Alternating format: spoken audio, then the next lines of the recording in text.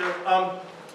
We're running a little late, so what we will do is move into the next section on integrated crop livestock systems. At the end of that section, there'll be questions for Hector and the livestock people. And here to speak a bit about the livestock is Dr. Jim Carpenter, who's an affiliate professor of animal science and animal nutrition at UH Hilo, and formerly with UH Manoa, and he'll be followed by Cab Baver and Mike Dupont. Thank you, Bruce, and thank you, Margaret, for the invitation, the opportunity to visit with you. In the limited time that I have today, I do want to share some thoughts with you, and I'm going to share them in the form of concepts that would be applicable across multiple species and, of course, multiple plants that you might be dealing with. I'm going to focus in primarily on those factors that might influence crop livestock systems and high-quality feed options. In the interest of time, I am going to stay close to my notes. There's 6 or 7 items that I want to touch upon to kind of stimulate that, and then hopefully you have our contact information that you could follow up with, maybe more specific questions in the future. You know, this is a broad topic, and I'm going to focus my conversation this morning primarily with ruminant animals, which would be more traditionally thought of as beef cattle, dairy cattle, sheep, and goats. But do realize that concepts would be applicable across other species. Mike will be talking to you about some of the pig work and too. But I want to do it in the light of kind of some of the challenges and limitations that we have. My 35 years of research and experiences, the research projects that we've done, and kind of give you some concepts. Number one that I see, and I heard it mentioned by 2 or 3 people, is urban encroachment. Urban encroachment. Housing and shopping areas development has taken enormous amounts of productive agricultural lands, forcing agriculture into less desirable lands. Along with that is the sale and movement of significant amounts of topsoil into residential areas to where, yes, it may influence a family raising a little garden or having flower beds, but it is the movement of a potential resource to an area. Yes, these have been successes, but I think it's critical that we consider decisions that preserve quality agricultural lands. The second point, terrain and soil fertility and soil type are very variable across not only this island, but across the state. And in general, because of the harvesting of nutrients out of the soil through the years, our soils now are less nutrient dense than they could be. And being tropical soils, they tend to be very acidic soils as a result, would influence many of our plants. Liming and soil amendments, fertilizers, manures, compost, green waste, nutrients of crops, or rotation of crops are things that could be used in improving the soil quality that we have and improving the productivity of the lands that we have. So urban encroachment is number one. Number two is the terrain and soil type and fertility that we have available to us. I would say the third most important point is that depending on our location, our rainfall, the seasonality of our rainfall, the sporadic rainfall, and the importance of having a soil, as Hector shared with us, the importance of having organic matter in our soil for the retention and preservation of the moisture when it does come. Depending on the location that we may be raising our crops, there might be the opportunity, depending on cost and availability, of some irrigation, or even considering drought-tolerant crops that we're looking at. But we certainly need to be concerned about the water holding capacity of our soils, the water demands of our crop, and where we're placing those in regards to natural rainfall and natural moisture. The fourth point that I want to make is through my experience, most of all of our tropical grasses and forages grow very rapidly. In fact, when you've got optimum moisture and sunlight, they grow prolifically. And I don't know whether you're aware or not, but if you took most of our grasses, the California grass, Gila, the elephant grass, or the Napier grass, the Guinea grass, many of these grasses, if you harvest them in 4 weeks of regrowth, the protein level might be 12, 14, 16%. But if you harvest them between 8 and 12 weeks of regrowth, when there's a lot of biomass, the protein level drops down to 4 to 6%. That's not going to yield animal productivity. So we need to balance, understand the chemistry and the change in nutrient density of our plants, and manage them for optimum use by our animals. Specifically, the protein as a plant matures, and I would venture to say, I have no experience, but I would venture to say even green beans grown in cool season versus green beans grown in a hot season, that the rate of growth and the nutrient density of that bean would be different with the season. But what we do see in forages is the crude protein and the energy density of that forage drops radically. For a ruminant animal, we need 14 to 16% protein in our diets in order to optimize growth. When we only have 8 to 10%, we're going to just get maintenance, no growth. We limit the animals. In addition to protein and energy dropping, the fiber content of the plant increases. You see, as the plant grows taller, it needs the lignification, it needs the cellulose in order to give rigidity to the plant so the plant can remain upright. But when you have fiber in the plant, it requires the micro-organisms. So our plants, as they get older and taller, become more fibrous. The fiber is only 40% digestible. And as a result, when an animal consumes these fibrous plants, it has gut fill, it limits intake, and the animal productivity goes down. So it's a total management of understanding the plant and realizing the capacity. Now there are some good ideas though. The concept of knowing our grasses, knowing the forage crop that we're using, understanding where they grow best, the conditions, how they grow, understanding the optimum harvest time for those plants, using shorter duration harvest period. You may have heard in the term animals where we use rotation grazing, to where that we can actually keep the grass at a constant rate. We force the animals to eat all of the grass so that we have minimum weeds in there. You're distributing the manure across. You're minimizing compaction of the soils that we're doing that. And then, although we've demonstrated it can be used, it's not being used commercially. We've demonstrated that our tropical grasses, that corn silage, that alfalfa, when grown here in Hawaii, can be made into very high quality silage and could be fed, otherwise produced during the parts of the year where you have maximum productivity and used for animal feeds during the times of the year when you have limited productivity. So it's very key for us. Another option is managing our animals. Using a system. If you go out to the Mealania Research Farm out here in Waimea, you'll find that the optimization of the grazing system there with the kikuyu grass. They run the young animals in for a few days and let them harvest them, select what they want. And then they'll bring in the replacement animals that have a little higher, so that you're moving animals through. And then later on you bring the mature cows in and have them cut down the mass and eat the poorer quality grass. And then rotate them out. And so that's just cycling the age of the animal, knowing the nutrient requirements of the animal, and how you manage them in the grazing system.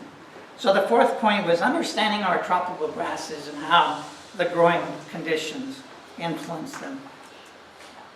We've had limited success with legumes here in Hawaii as far as a forage crop. Yes, we've grown alfalfa very successfully in Kohala and experimental plots. We've raised alfalfa on Oahu. In fact, I did dairy and beef feeding studies with alfalfa legume. Some of the challenges that we have with legumes is the establishment, the persistency under grazing or frequent harvesting of those, the competitiveness of our tropical grasses. Whether you know it or not, guinea grass is considered a weed in the pineapple and the sugar industry, and for years they spent millions of dollars trying to control that guinea grass. Well, the guinea grass gets into our legumes, it grows more fast, it shades out the legumes, it mixes in with it, you don't have a pure crop that you would like. But they are potentially good in the greens. Some of our natural pastures have some natural legume that we need to incorporate. Remember one thing, legumes have a longer recovery period after grazing or harvest. So if they're in a grazing environment, you can't continually go in there and cut it back every 21 days, or the legume is not going to stay within your system. So it requires a concept of management. Yes, the potential. Lucina, where they've harvested, they've actually done it in hedgerows in many areas of the world. Done it in cut and carry systems where you can bring it to the animals. A very high protein feed. But again, if it's left in a grazing system, usually the animals will graze it out and cut it down and kill it, and you'll lose that value of the nitrogen fixation in the soil. The sixth point is the expensive fertilizers and limited local soil amendment production that we have here in the state, and I think Hector commented on that. We need to be more efficient as distribution. We don't have large animal facilities here in Hawaii. Where we have large amounts of manure that could be used as commercial fertilizers, but certainly compost, green manures are an option. Of course, society is concerned about commercial fertilizers, nitrogen, phosphorus, getting into our watersheds, and certainly we need to be more aware of what are the levels in our soil, what are the amounts that we're removing as we remove our crops, and how do we ensure that we replenish, as Hector was saying, maintaining the quality of our soils in doing that.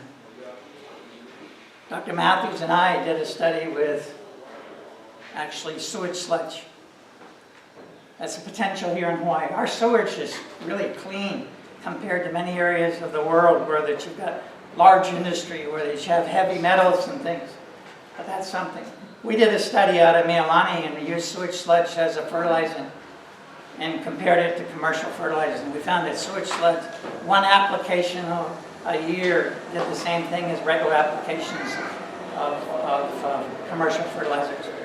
And in fact, we had improved nutrient quality of the grass, and we had increased yield of the grass using sewage sludge. Do we want to use sewage sludge in our crops for human food consumption? Maybe not. But certainly there are many areas of land for forage production where you're running them through the microbiota of the ruminant animal, that it could potentially be something that could be used, and also eliminate the other problem we have: how do we handle our sewage from urban areas? So yes, it's a concern. The last point I want to just highlight here is when we look at our goals, what do we really mean by high quality feeds? That's kind of a subjective term, because it's going to make a difference depending on the crop, the animal you're feeding, the age of the animal, and the productivity lands of that. And later this afternoon when we have the breakout session, I'll be there, but there's a lot of byproducts that we've used here in Hawaii very successfully. And let me just hit them. Mac nut press cake, a byproduct of the oil industry for cosmetics. Culled papaya fruit. Do you realize that culled papaya, when it's homogenized, we did rat studies, we did digestibility studies. Culled papaya that's dumped, or in some cases used by cattle or pigs, is equal in protein, actually better in protein and equal in energy to corn grain. And we're looking here in Hawaii at the possibility of converting that into biofuel or energy. It's also an excellent food, but the shortcoming is it's very wet, and it needs to be processed and handled properly. I chopped and ensiled the trees. I tried to do the papaya industry a favor by saying remove the trees rather than just knocking them down and having a period of time.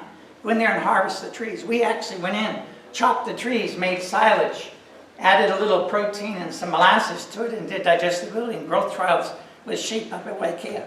It's a good feed. but it requires the application. How do we harvest the trees? How do we ensile it? It's a lot of biomass that right now is just being knocked over and allowed to deteriorate.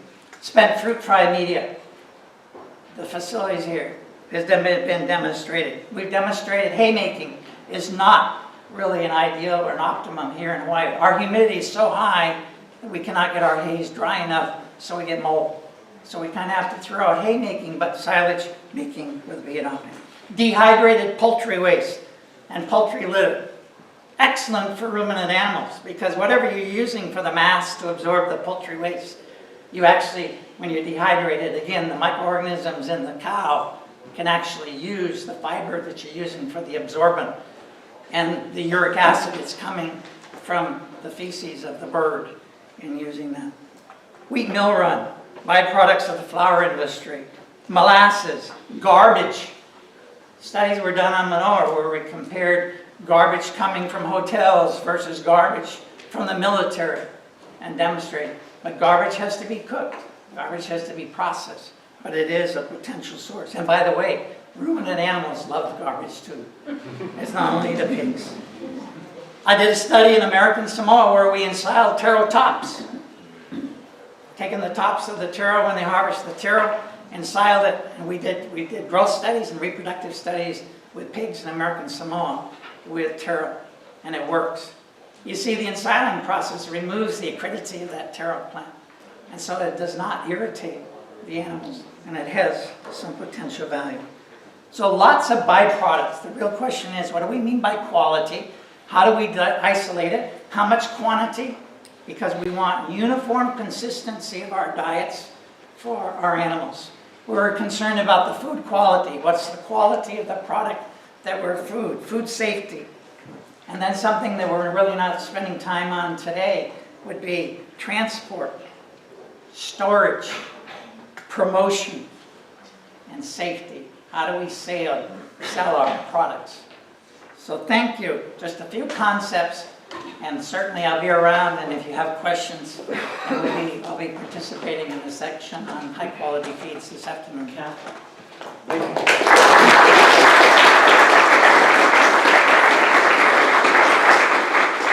Our next presenter is Cab Baber, and he's going to be, I think, discussing some things that he's doing with the dairy in Kohala and other livestock growers on that sector of the island. Thank you, Cab. Good morning. Thank you everyone for being here. I really appreciate all the agriculturally minded people in the room. It's very exciting for me. What I have to share as far as care for our livestock today is pretty much what Hector's touched on, and high quality feed is our game. We're looking at healthy soils. That's where it all starts. In our world, we know that microorganisms are the thing that pasture management is using across the world right now, especially in the United States. They may talk about different styles of grazing, number of days of grazing, but really in the feedlot, it's about microorganisms and the right microorganisms. In my farming efforts here in Hawaii, and since I was a kid, I found that EM, the effective microorganisms that come out of Japan, initially made in the United States now, has been very helpful in my world. And the more research I do on it, and the more I see it in my farmers and people that are taking care of animals and have that reflected back to me, it just reassures me that the research that I've read is true, and it's a way to go for our pasture management for our animals here in Hawaii. So I'd like to pass this around. This is the EM Bokashi that we make here locally in Honanao, and we also distribute it throughout the Big Island at various agricultural stores. This is made on food substrate, like we talked about, the mill run. So it's kind of like granola. It smells sweet, like sourdough bread. This is not made in a food grade kitchen, but we have live microorganisms in here that will enhance our feed production. Now, most people, they see fertilizers as something that, keep away from you. In my world, I'm a vegetarian farmer, so I appreciate things that would be locally accessed and in a vegetarian nature to give us the highest quality food. With additions of beneficial microorganisms to your field, whether you put it through the animals and feed it to them in their lot and then turn them back out, or whether you spray it onto your field, the result is at least a 30% increase within 3 years from that land. This has been documented. We've seen it in New Zealand and other places. Overall, we can even have a greater result in time because if we have higher quality feed lands, then we need less land available for feed. And if we can develop systems like the papaya silage, which is an excellent idea, using this type of technology to make sure that that digestion is the best known to man right now. There's many digestions out there. We look at kids say nature farming as a model. Many others do it, Korean natural farming, IMO we talk about. All these are wonderful practices and I encourage them highly. This has been studied for 35 years in university, and the diversity of these microorganisms gives us the resilience we need in hard times. Now, whether it's a crop stress from the animals overgrazing, or it's a drought stress or water stress, if we have a balance in the soil of this different types of microorganisms, we have a better chance at production and recovery after production. And even some of the feedstocks we talk about, the nitrogen fixer, will be further enhanced if we were to, say, grow alley rows of lucerne so that the animals can't actually trot it down, but they can graze it, then that will affect that pasture out laterally as well. And the microorganisms in this connect the entire land. So the land, being connected to that nitrogen source, can then bring it further and deeper into the pasture. So you may find that you're going to put an alley cropping every 300 feet or an alley cropping every 200 feet in order to feed your pasture. So we're going to increase the nitrogen in the field to increase the pasture's ability, and the microorganisms do that kind of connection for us. The biggest thing microorganisms really like, and what will further, I think, the healing of our world and our soils, particularly in Hawaii, is rock dust. Rock dust is something that's a byproduct of our quarry industry. The rock flour is much research around the world on it. The combination of effective microorganisms and rock dust will be a major remediation factor in our world. Now, to back that up, we also have biochar. Biochar is something that we have looked at terrifically. We have some of the best minds here in Hawaii that talk about biochar. Josiah Hunt has been at the top of research on this. There is equipment available to us that if we were to take the Hamakua eucalyptus, process it into a sawdust, and put it into a biochar maker, we would produce power for the island, and we produce biochar for our farmers and also for filtering. So if we wanted to incorporate that biochar into our lands and become like Terra Preta, 30,000 years of high production in the Amazon, which we're very much similar because we've been depleted. We have lots of rainfall, we've raided our lands with chemicals and poisons. If we remediate with biochar, our calcium requirements go down to 0 after 5 years if you're amending soil generously for acidic conditions. We also see if we repeatedly apply our biochar in time, if we can hit that 30% like they have in Terra Preta, we would see the same result where one bean planted here with no biochar gives you 80 beans here. It's a magnificent and terrific difference. And then any fertilizers that you put in there, any microorganisms you put in there, have homes and places to stay at the surface of the soil, as opposed to being rinsed through and washed away. So this reduces the need for chemical fertilizers, if that's your inclination. Also reduces the need for organic fertilizers. And in the effective microorganism world, I always advise people to use only 25% of the regular fertilizer because it's going to be more available. It's going to be more readily accessible with the microorganisms connecting everything. So reduction in inputs, increased local inputs is what we're looking for. Reduction from mainland inputs and increased local inputs. We have a tremendous resource around us in all these grasses. And again, we've touched on it with silage. We have plenty of fertilizer here in the state of Hawaii. We don't need to import anything.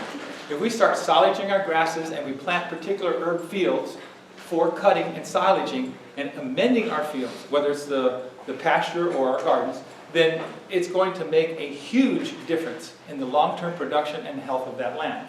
Now I want to share with you what I have. Part of my world is I work on very expensive estates. So I have a property at Mauna Kea that I've been working for about 5 years now. And I had to show the owner something that amazed me, because all these estates are pretty much built on red cinder. Now I bring in compost and I bring amendments and my microorganisms, and I do a layering system. I believe in till-free farming, so I do a layering system. In that system, I was told to dig up this area. It's going to change. It's going to be a shower. It's not a garden, but it's going to be a shower. So I'm in there digging out this soil, and I'm going, wow, how come there's 6 inches of material here? How come? There was red cinder, and I put about 1.5 inches of compost and mulch and microorganisms and minerals.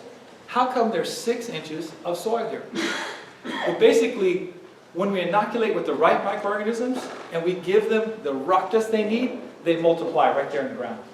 That organic matter that holds all the moisture we're talking about is increasing without adding organic matter. It's increasing in the ground just by living and dying. In a few days, those microorganisms are up and down. Some of them are holding nitrogen, some are holding water. So we're increasing organic matter without dumping tons and tons of organic matter.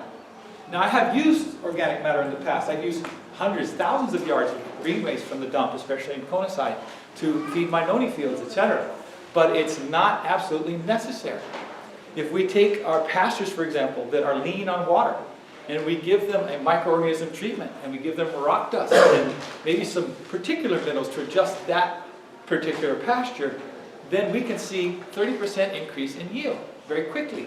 Within a 3-year period, you might even see as much as a 70% yield.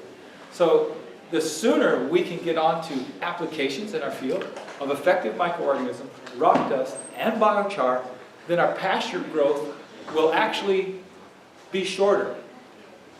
Now most people, well, that's not good, but it is good because we want short, strong, nutrient-rich growth. And we see it in the rice production, wherein even Fukuoka, you can get a very tall stand of rice, but is it the same nutrient density? Is it the same production as the rice that's only a third smaller? And we find that the rice that's smaller, the cell structure is stronger, it's thicker, it's more able to stand crop challenges, too much rain, not enough rain, whatever that crop challenge is. So when we move into nutrient-rich farming, which is the best for us, the best for our animals, the highest quality production, the highest quality food that we can make, as opposed to something else we've done with other agricultural efforts, then we, as people, can be the healthiest we can be. Our livestock can be as healthy as we can be. And then the land is going to be becoming stronger and healthier year to year. And after 3 years, if you do a good practice, that's kind of set the ball into motion. It's the original perpetual motion machine. So what we're trying to do is feed our lands really well in such a way that it takes little energy and the result is huge. I've been a composter ever since I was a kid. That was one of my favorite jobs, was turning that compost, go out in the cold of winter, turn that compost, get all hot with nothing on. I love composting. Once I found out about Bokashi and fermentation, the amount of time I spent in the field producing food went through the roof. And that's huge for me. When I was a tomato grower and I was learning how to grow tomatoes because I wanted to be the best I could be, I found that till-free farming was it. The effective microorganisms was it. That feeding your crop well was going to give you a good, healthy crop continually of very high quality. And in that, I also realized a third increase in production because my time was spent better than turning compost or chasing down insects that I need to kill because my soil is not healthy enough. Now, we talk about pest and disease management. When you spray EM liquid, effective microorganisms, whether it comes from a liquid or a tea that's made from the Bokashi, if you spray that at 50 to 1 on your pastures or your fields, you will see a dramatic change in your field. You'll see an increase in growth rate by at least a third. You'll see a drop in disease, particularly challenging diseases that are very difficult to get rid of. Nematodes is also a big challenge in Hawaii. If we get the right balances of microorganisms, just like I saw in my tomato house, I had nematodes that were huge. I mean, out of control. Most people say you can't grow in that unless you put the vapam down first. Well, microorganisms conquered that, and we still grow wonderful tomatoes, and nematodes are not a challenge if you put the microorganisms in the right things out there for your field. I would think that the hay problem, the silage problem, there has been some demonstrations where if we took a hay and had a dehydrator and things like that, we could possibly put it in hay, but it's not necessarily the way for us to go. We need to go with something a little easier and less input. and local production of a cut feed that was delivered to animals, or allowing animals to go into a prepared field. When I mean a prepared field, it's not just a pasture that I was renting for so many dollars a year, but it's something that I actually went in and put rock dust out, I overseeded it, or alley row cropped it with something that was nitrogen fixing, so that that field is ready for animals to come in. And we have the field after that for them to come in as well. When you talk like dairy animals, I'd even plant bananas just for the cows to eat.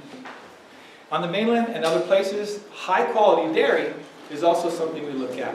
And one of the ways to keep our high quality dairy is actually have a greenhouse full of sprouts. High quality dairy people will feed 10 gallons of sprouted herbs, different kinds of things, alfalfa and assorted herbs, to their animals twice a day. Now they're getting this at milking time, so they're able to sit there and eat their vitamin pill. And that quality is then ingested into their body. They get their microorganisms from that as well. And now they can go out and manure the land. The land is enhanced after that. Mostly in the effective microorganism world, EM world, we're told clearly that we can only apply effective microorganisms in certain places. So we can apply them to the field, we can put them in the water, put them directly in the feed stream like we're working with Patello Dairy. We have some federal challenges. There's ways around that, and that would be to hire a local veterinary to certify your process. And once that local vet has certified that process, then it can fetter federal regulation, and at least you have a backup in case there's any challenges. So in the case of the dairy, we're proposing to put in Bokashi, where he mixes up 2 feed loads every day. So he does a cut feed, and he also does a supplement at the same time. So if we put our Bokashi in that, and it's turned up, and then he's able to feed that to his animals, he's got the beneficial, inoculants going. Furthermore, we should also look at, because he does a cut field and he brings it in, we also need to look at, like we talked about, fertilizing the pastures directly. So effective microorganisms used 3 times a year in a pasture for 3 years pretty much gets that ball rolling. I have seen personally, when I've sprayed a pasture where very expensive horses are being kept, the reaction to the animals, I'd ask the owner, do you want to take your animals out? Are you happy with them? Are they, no, they'll be fine if you're spraying. The result is, these very expensive horses are rolling on the ground, and they're licking each other because it's good stuff. The reaction, what happens when I bring this into the room with large animals, a 150-pound dog that would bark at somebody and scare you to death, he comes over and rubs on my leg and, what you got, man? They smell it on me. They can tell that there's something good about this. Cats, anywhere I drive, they're jumping on my truck. They're trying to get inside. So this is very clear to me. And even the most finicky animals, I'll say, well, they're finicky, and I kind of like, just let them get a smell for it. You walk away, they're over there going, that was kind of good. So I'd leave a little on the ground, turn my back, and oh, yeah, now they're taking it. So it's very clear that nature tells us that this is an excellent grouping of microorganisms. Excellent grouping. Now, there's a lot of people that make Bokashi. I encourage people to make their own, especially when we talk fodder. Because if you're making it on farm and you're certified, like we do at Patello, then I'm not buying anything necessarily except for the mill run, which will bring in containers from the mainland of that as a byproduct. But we need to be focused on local production. Everybody really kind of needs to take care of themselves. I'd love to produce this for the state of Hawaii and sell it to everybody. I don't have enough time. Everybody needs to make their own, really. I can help. Schools getting started, like we're doing in Mala'ai, taking their kitchen waste. This is the big use, is taking all this kitchen waste. If we process it with Bokashi and we put it into a bucket, in 3 weeks we have emergency supply of food, which we don't have on our island. We don't have silos of grain. We don't have stores of refrigerated materials for meats or dairy. We don't have that. So what we do is we set up a system by which we have a container that doesn't need any refrigeration, just closed, and we can eat everything in that container because it is basically fermented. It's silage if we had an emergency. And we can count those containers and say, wow, we've got enough for this city for the next 3 weeks, and then after that we need food. Furthermore, if after 3 weeks we could take that and we could put it into the garden, we could bury it, and in 3 weeks we would have a super soil that would be used like a fertilizer or a compost. So there's a lot less actions involved as far as composting it. a lot less action involved in handling. There's no bugs or smells coming out of that closed container. So we can also use that for our animals. So people, animals, and then the garden. So it's a threefold use. It's a sustainable practice. It's been used in some small schools on Oahu and Waianae and Wamanalo. There's schools on the mainland that are practicing this. In Japan, I was very impressed by the video wherein you have like a milk truck that's driving around, ding, ding, ding, come bring your compost for the week out. And he mixes it with Bokashi right there on the truck. So then it goes into a bag. Because it's a 50-50 mix, that Bokashi or fermentation is ready in 24 hours, very quick turnaround. So this little truck leaves the warehouse half full and come back completely full of bags that are ready to go as human food, animal food, or soil food. And then that soil food is cheap available to the farmer so that high quality produce comes back into the community. And that's the circle that we're looking for. We talk about sewage sludge a little bit there. This is another also very valuable resource to us. The best landscaping that I did in Florida, the best landscape nursery, was Palm Beach, and it had nothing but sewage silage, and it was the best in the state. We drive everywhere, and they had absolutely the best quality material. And handled properly, I'm sure we could probably utilize that, much like North Korea does. I'm going to cut you off. Thank you. Thank you all for letting me speak. Glad everybody's here.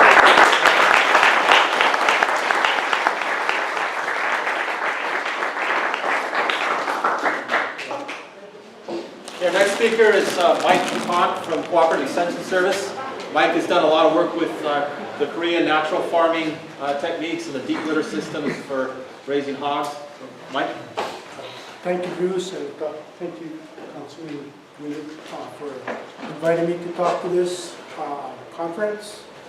And as I look around the room, I see a lot of natural farmers out there, which makes me proud.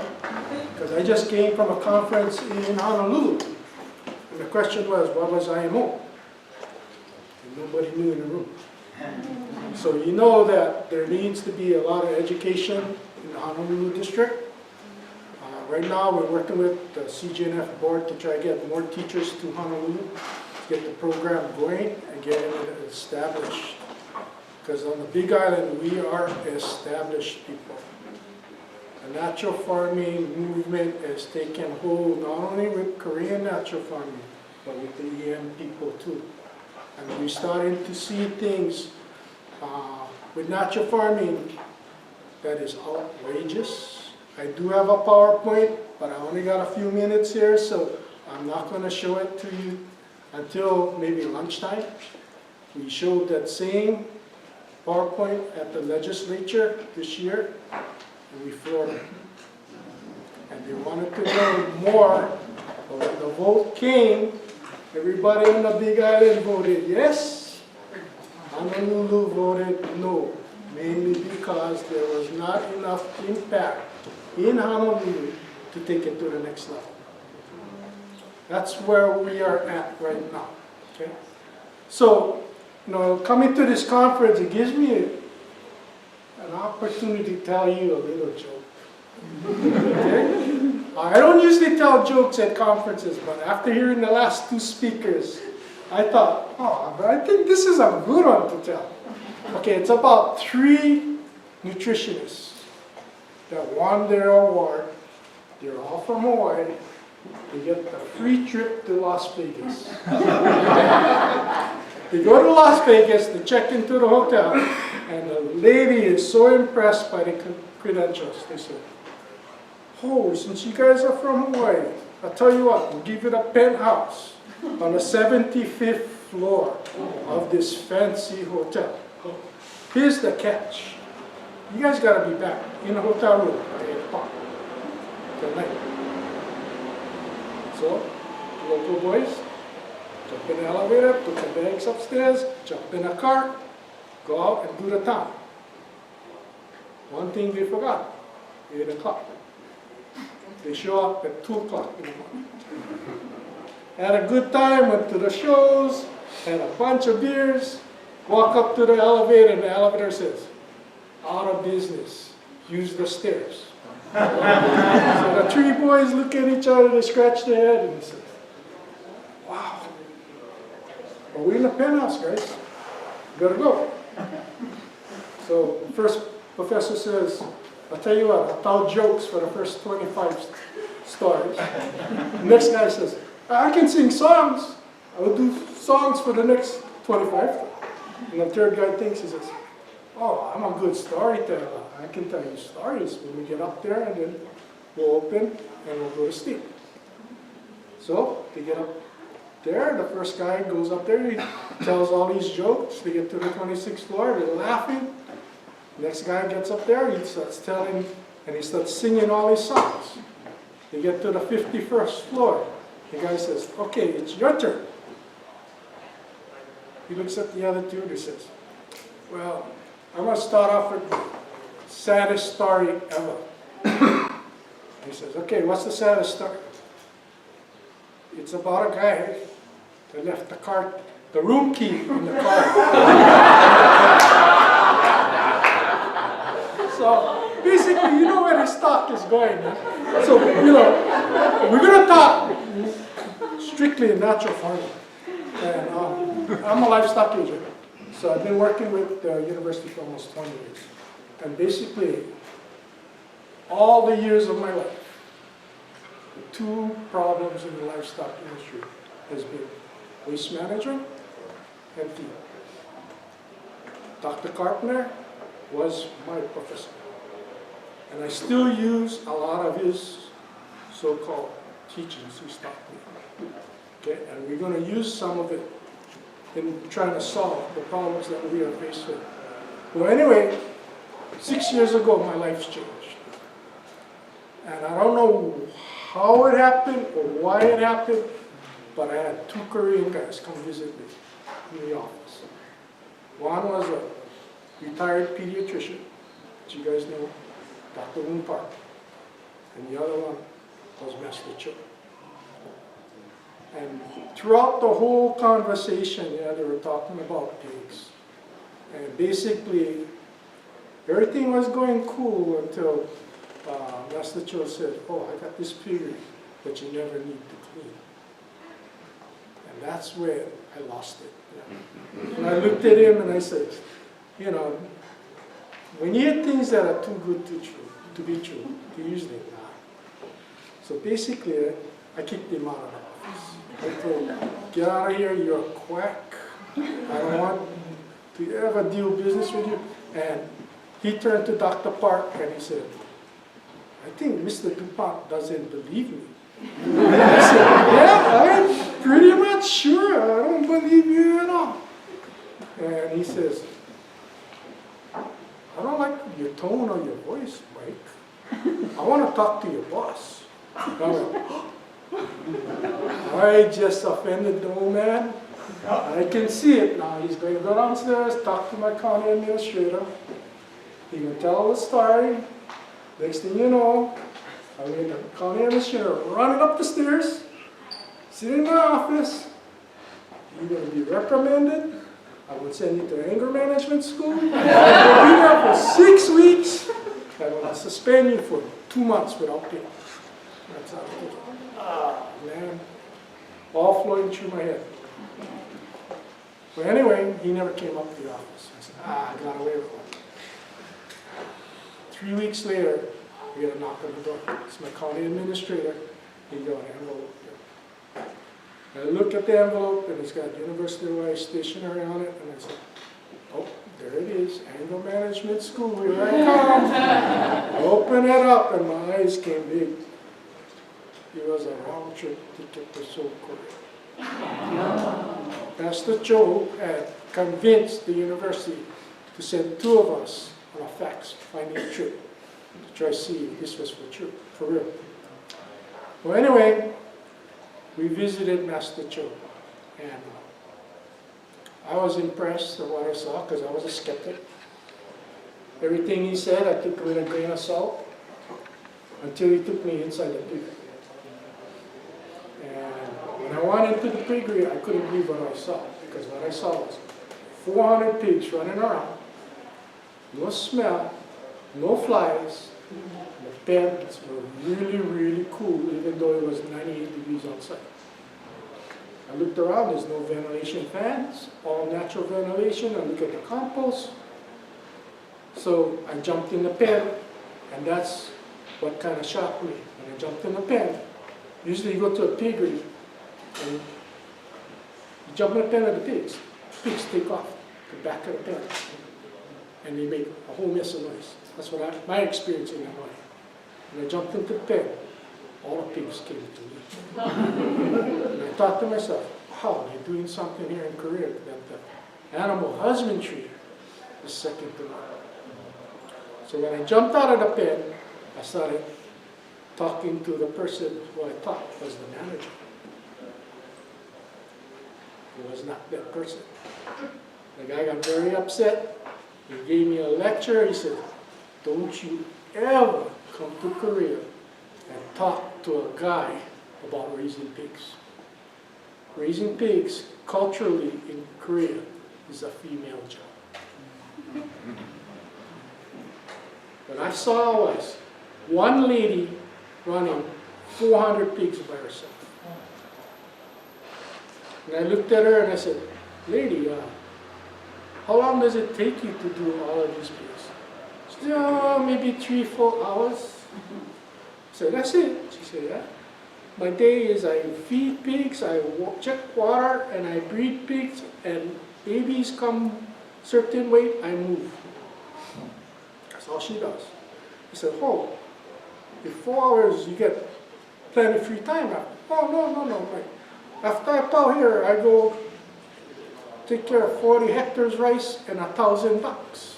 I look at her and I said, lady, are you married? She said, why do you ask that? I said, I'll take you back to Wina and introduce you to some swine farmers over there. They would love to have you run that farm. But anyway, basically, that's where I was sold. So 6 years ago, we started on the venture of the concept of the odorless pig. Granted, it was a learning experience and it was a challenge because you work with regulators, you work with highly educated people. They tell you, no way, everything was no can do. But I had already made a commitment to children. So I made the commitment that I would try and improve the system out in the state. Well, 2 years ago, it was the first ever in the state of Hawaii. The little piggery in Kurdistan just became the piggery that developed the best management practice for Korean natural farming, using the deep litter system and the sprays as a best management practice throughout the whole United States. Congratulations. Because of that, we are building 50 piggeries in the state. Okay? And also building 11 piggeries throughout the nation. Here's the challenge, yeah? Major impacts. What is the missing link? The feed. No sense we have all these accolades on your chest because you have an odorless piggery, solve the waste management problem. You cannot feed the pigs. Lost it. So now the emphasis has gone back to children. What are you doing to feed the pigs? And he looked at me and he said, Michael, didn't you learn? I taught you look towards Asia, do not look towards US. US, you told me point blank, all the waste management systems are done on large conglomerate farms. So what happens is when they bring it to Hawaii and you have to shrink it to our size piggeries, you lose all your economy of scales. So it becomes almost impossible for you to make money in the swine business because of the amount of concrete you have to utilize in the system. But with this Korean natural farming method, we were able to get a plastic liner. So that's why it's starting to take off all across America. Now, there's one common link on these 11 states. What do you think it is? There's a link to Hawaii. All 11 piggeries being put up on the other states in America is a local guy from Hawaii. Hawaii guys are going up there and teaching people how to put this in. That's the major impact. Now, as for the feed, we got to start thinking out of the box. Right? How many of you guys seen the movie, I guess what it's called, the one that Danny Miller put out? Seeds of Hope. Seeds of Hope. If you haven't seen that movie, go out and see it. Because this movie was done 4 years ago. And I said something in that movie. I talked about the food waste in Waikiki.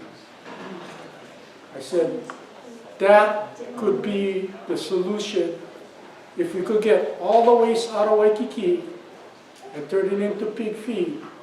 We could probably feed every single pig in the state and not have to bring in any imported feed ever again. Okay, so Dr. Park, we brought in a machine from Korea. We did a 16-week trial, grow-out trial. We made the feed with the local garbage here, fed it to the pigs, 3 different farms. None of the pigs died. The pigs did gain weight, so we found out, yes, we can develop the feed. So now we're going to carry it to the next level, yeah. We're working with Scott Enright in Honolulu to try and get some land swaps with the military so that we can develop one of these machines there. We went to Singapore to look at a machine. We looked at ones in Korea, and we're also looking with the Campbell Soup people out in Ohio to try and develop either a digester or a dehydrator so that we can get the garbage to pig farms. Because as you know, when you get garbage, you have to cook it. Once you cook it, you got to utilize it. The challenge is, once you start cooking garbage, if you're in Waianae, you got to go up with Parker Road at 1 o'clock in the afternoon, you can smell the garbage, because the thing smells throughout the whole neighborhood. So basically, we're trying to alleviate the odors here on the piggery or anything associated with the piggery. And I'm working with Kiahi right now. I know on the 28th, we got a pretty big meeting with Valper and Dexter on a piggery that wants to come into Mama. And basically, they want to know what is in a waste management plan. Granted, we need the pigs in Hawaii. There is some concern whether there's going to be odor or not. The piggery in Kyrgyzstan, I have not cleaned it for 5 years and 6 months. Not one scoop of manure came out of that piggery. And the piggery does not smell, there is no flies. I've had people from Texas come in there, Texas A&M professor, tell me point blank, oh, I cannot believe this piggery because I got more flies in my house in Texas than this piggery. Okay? So this impact is big time, but we need the feed. So one of the things we're looking at is the garbage in Waikiki. The second thing that we're looking at is the use of food waste, which Dr. Carpenter has started us on with his research in American Samoa. Start looking out of the box, yeah, like that's the joke. When I sat down with him, I mean, there was a lot of soju we drank and a lot of things that we talked about, but I couldn't grasp the concept of the feed till he grabbed me by my shirt and he took me by the door and he said, look at all the feed out here, Mike. Look at all the green plants. You have been brainwashed all your life going to college that you gotta buy the feed from the mainland. Start looking towards Asia, see what they're doing, and see if you can adopt it. So we're looking at taking the papayas, which Dr. Carpenter started. They got 6.5 million pounds they throw away every year. The next thing is the sweet potatoes, which is our #1 export right now out of the Big Island. They throw away 3.5 million pounds a year. We're starting to look at, out of the box now, banana stumps. That's a major feed source for fiber in Vietnam. We started to make banana stump silage. We're also looking at moringa for the protein, mulberry leaves, coconut, sugarcane, and we already done the preliminary trial. So basically what we did, we got money from the county, we got money to do this analysis of what we had here, macadamia nuts, whatever else. Do the analysis of what we got. Do all approximates, give you an idea what the proteins, turn it over to the University of Hawaii, which was Dr. Carpenter's replacement, to see if he can develop a silage. He developed the silage, he fed it to rats. I said, why you fed them to rats? Why didn't you feed them to pigs? He told me, wait, man. You gotta make sure that the rats can take them, because if a rat dies, it's a lot easier to explain to administration as if all your pigs died. I said, okay. So he fed it to rats, he did a 16-week trial, the rats didn't die. So then he did it for chickens, and he did it for tilapia. Right now, he is gangbusters. He's asking me, give me 3 producers of poultry in the state. I want to take this out commercially and actually do a trial. So right now, I got 2, I need 1 more. Who the chicks in KL?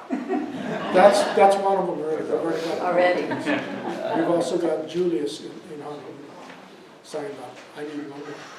We're right about making a little piggery. You can. Well, Right? Okay, so that's the kind of stuff that we're looking at. And the third one is with Dr. Gonzalez. Dr. Gonzalez has been doing this for quite some time, and he just told me the best news I heard today. They're ready to go commercial. So it's the algae. Taking the algae byproduct, which is high protein, and use that as the top dressing for these feeds. So now I can get the protein levels up. So we're this far from becoming self-sufficient in the state. And the thing is, we just need the researchers to work together. And if we can get them to work together, Hilo, Manoa, the community colleges, we will solve this problem. We're all in the same boat, people. We're all part of the state of Hawaii. It's not Manoa's project, it's not Hilo's project, it's not the community college project. It's a Hawaii sustainability project. So basically, that's my talk. As I said, there is opportunities out there. I need graduate students, as many as possible, to go to both schools, so we can start doing reputable trials. Yeah? So other than that, that's my talk.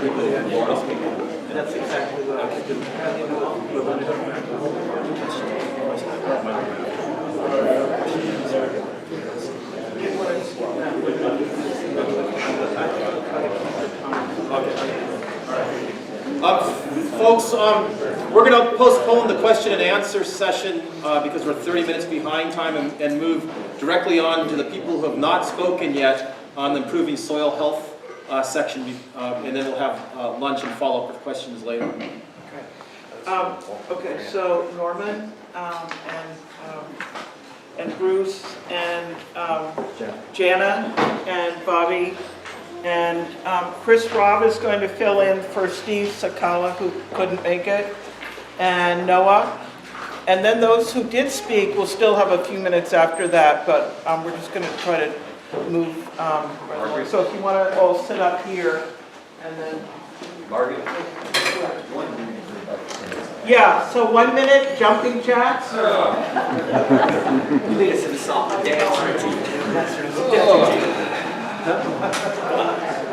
Zumba.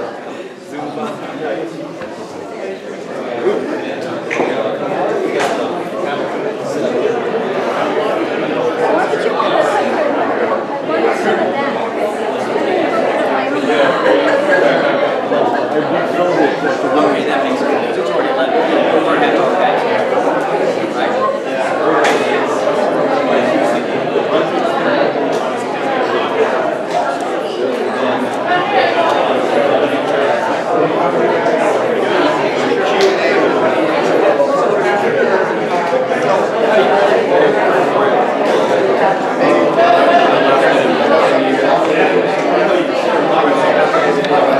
Met each other right after I got married. My wife and I took a trip to the Philippines, and we went to her alma mater, Xavier University, and she says, you got to go see Manresa.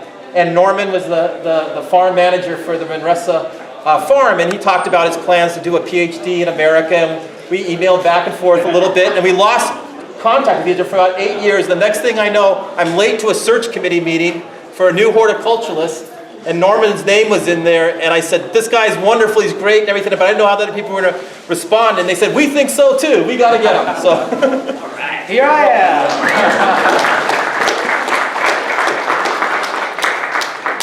Aloha and good morning, everybody. My name is Norman Arancon again. I'm glad to see so many familiar faces around here, including my former students and my current students. Raise your hand. There they are.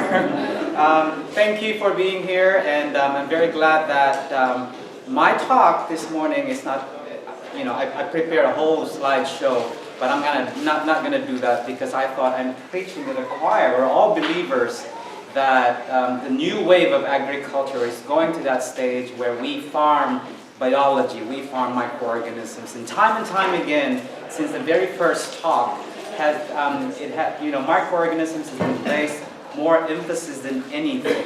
So we started from what we call the nomadic agriculture, the Neolithic agriculture. Most of my students heard this before.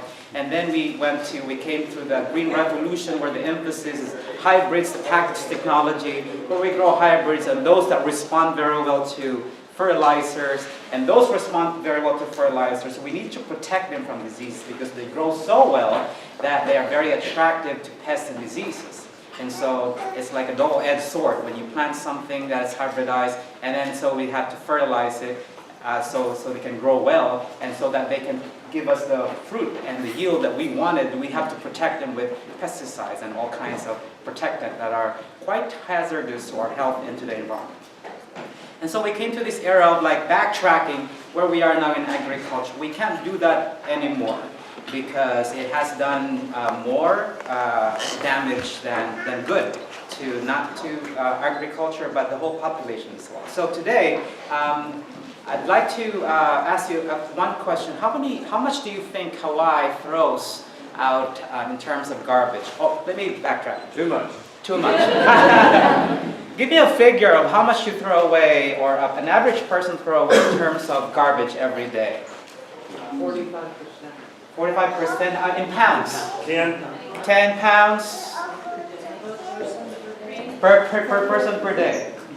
23 pounds. 23 pounds? Whoa. Okay. 6 pounds. 3 pounds. 3 pounds. Do I hear 100? Do I hear 5, 6? Well, if you do natural farming, you probably have 10 pounds a week. 10 pounds a week. Maybe Okay. just plastic and paper. Yeah, so we always say depends on the person, depends on his waste. But if we pull it together and we get the average per person, in LA, people throw away 6 pounds. In New York, they throw away 6.5 pounds per day. Here in Hawaii, we throw away 4 pounds of waste a day. In the Philippines, where I come from, we throw away about half a pound a day. Oh, wow. It's like the concept of garbage is non-existent. We use and reuse anything and everything that we use every day. Isn't that true, Dai Dai? Yes. That's very true. that came from the Philippines too, and it's like everything that we use in the household gets reused time and like every now and then. And so, having said that, Hawaii throws away about 200 tons of garbage every 200,000 tons of garbage every day. Whole state. It goes to the landfill too. And this is the sad part. Whatever is thrown away in the landfill, more than 1/3 of that is actually organics. We throw away something that we can actually reuse. It's more than, if I'm more conservative of that figure, more than 1/3, it's actually 55% is something that we can recycle and we can reuse into valuable composts. And why am I emphasizing compost and all the good things about compost, maybe vermicompost? Really, vermicompost is my expertise. I was raised in a curriculum at Ohio State where we emphasized worms and what they do in nature and how they can turn valuable organic waste into valuable soil amendments. Why earthworms? Because they are not just natural clouds, but they have this gut that has that nature or nobody has replicated. That whatever comes in their mouth goes out as more microbially diverse and rich. Okay?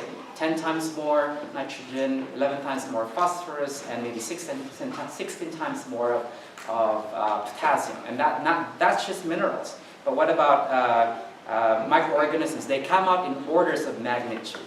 And where is this compost and vermicompost coming into picture in terms of soil health? It actually is a key. It's a key that unlocks one huge door. Organic matter. Microorganisms is part of the 10% organic matter that is found in soil. Soil, super soil, has only about 3% organic matter. No, you cannot find any soil around here that has more than 3% of organic matter. It only has very little, 1% maybe, and maybe 10% of that 1%, do the math, is microorganism. Very little, okay? So, but microorganisms, little as they are, gives dynamism to the soil. That's why we don't call soil dirt. We call soil soil because it has life. The microorganisms gives life to the soil. Like I said earlier, if you put down organic matter into the soil, you put down compost, you put down microorganisms. Okay? It's a key that unlocks many doors. When you unlock that door, it unlocks many other doors that will lead to a floodgate of many other things that feeds into plant. And if we don't unlock those doors, our plant cannot grow, our plant cannot flower, our plant cannot supply us with food. So we need to have this key, and what that key is again is our organic matter. Our soil has a lot of minerals, clay, sand, and silt, and then water and air. But very little part of that is organic matter that has our microorganisms.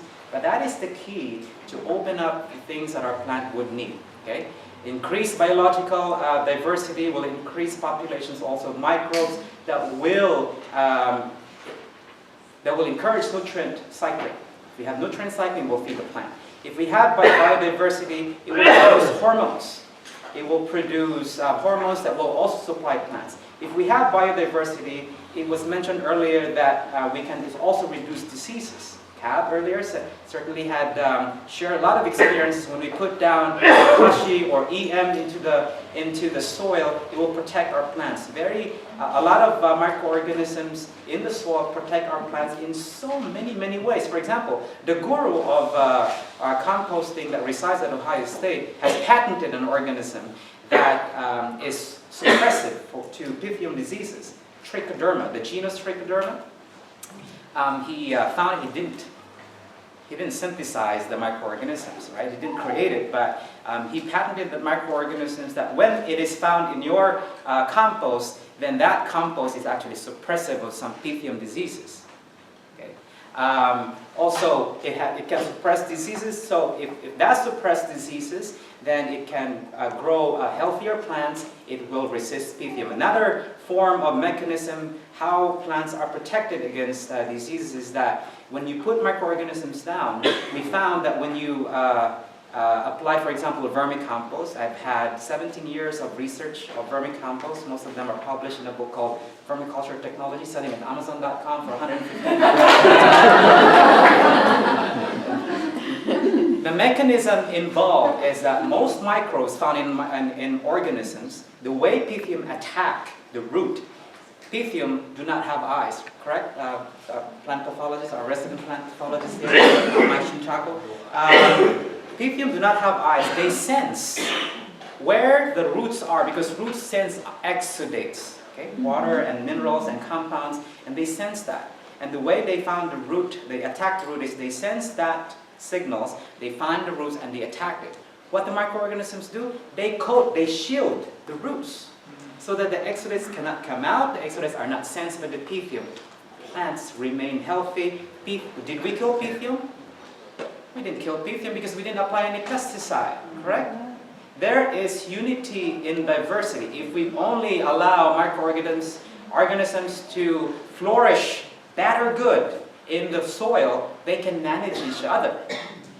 There is a certain number of microbes, viruses, parasites, anything, that they grow in number.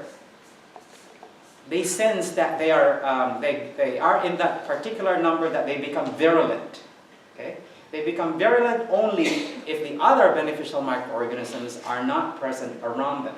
So the way to go is make sure that you are taking care of your microbes in the soil. So that's the key to improve soil health, by putting the key in, putting the organic matter inside, so you can unlock all the other doors. I'm not even talking about like how it can improve soil minerals, the soil part, the physical part of the soil, which is the tilth. You improve tilth, you improve the whole water holding capacity, you also improve the nutrient holding capacity of the soil. So I have 2 minutes, and so that's where compost and mulch and vermicompost comes in. They are organic matter, and they support in unlocking the many doors that supports our plant. And if in Hawaii, can we replace our fertilizers with just compost and vermicompost? How many, the 1/3 or the more than 1/3 that we get, that we throw away in the landfill, we can take that out, and is it possible to replace all our fertilizer needs for Hawaii? Yes. I see smiles. It's possible, but we need a lot of work.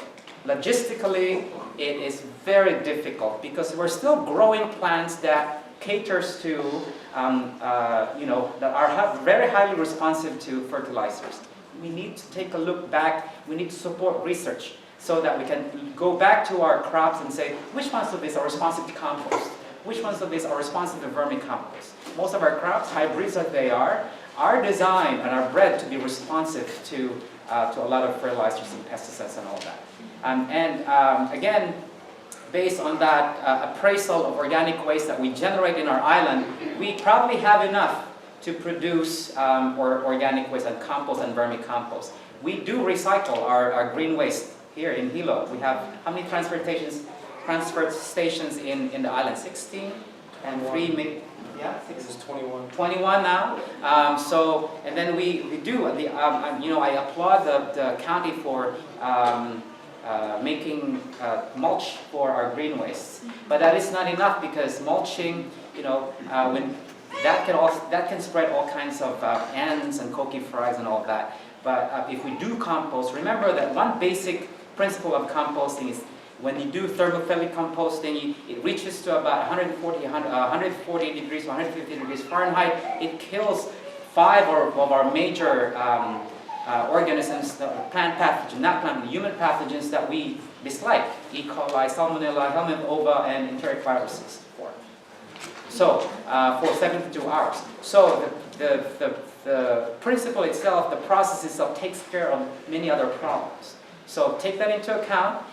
Take into account the logistics of transportation and all that, it's probably possible to have our fertilizer needs, especially because 90% of what we eat here, we purchase from outside the state, or outside the state.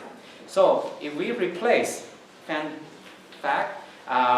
we replace even 10% of what we eat, we generate an annual revenue of more than $900 million from agriculture itself.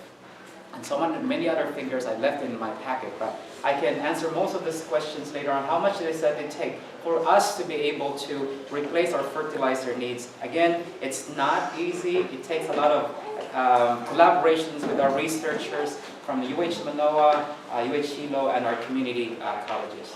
I'm glad you're listening, because if you were not listening, I'll start singing.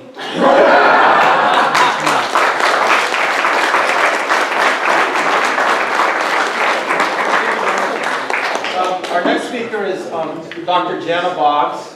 That's one on the list. Okay. Okay. So, anyways, Dr. Bogs has a unique experience of having expertise in human nutrition and being a horticulturalist who's studied extensively plant nutrition and the relationship back to the soil. So, thank you, Jana.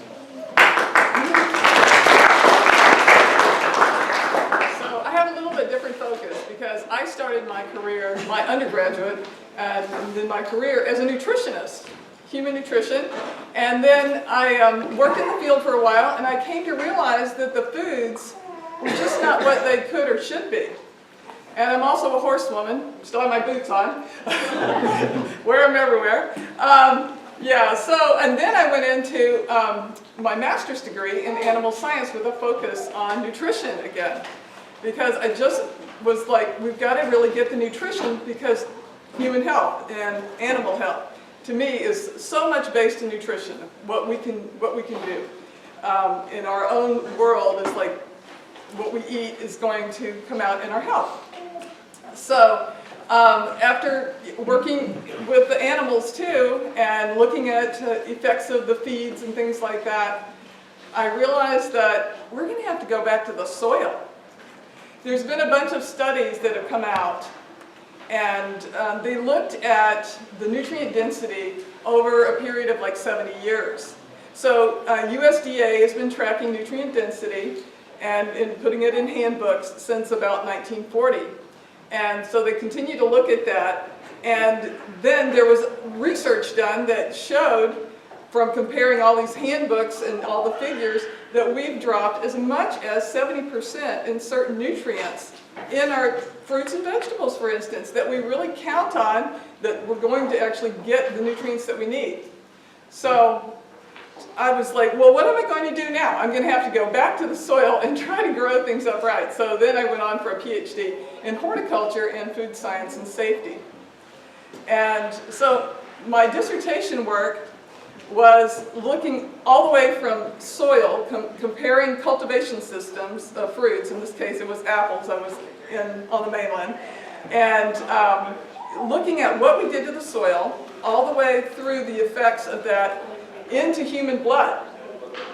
And as far as I know, nobody's ever really done this whole spectrum. And it took me like looking for a university that would work with me, getting my own funding. And so finally I was able to get this whole spectrum done. And so the results are interesting, and I had some anecdotal evidence that came to me about diabetics who could eat fruit that was grown well and not spike their blood glucose. Whereas the same cultivar, if they ate that, they would spike their blood glucose. And so I was like totally amazed when I heard this, and I said, I really want to do this in the university. I want to do this research.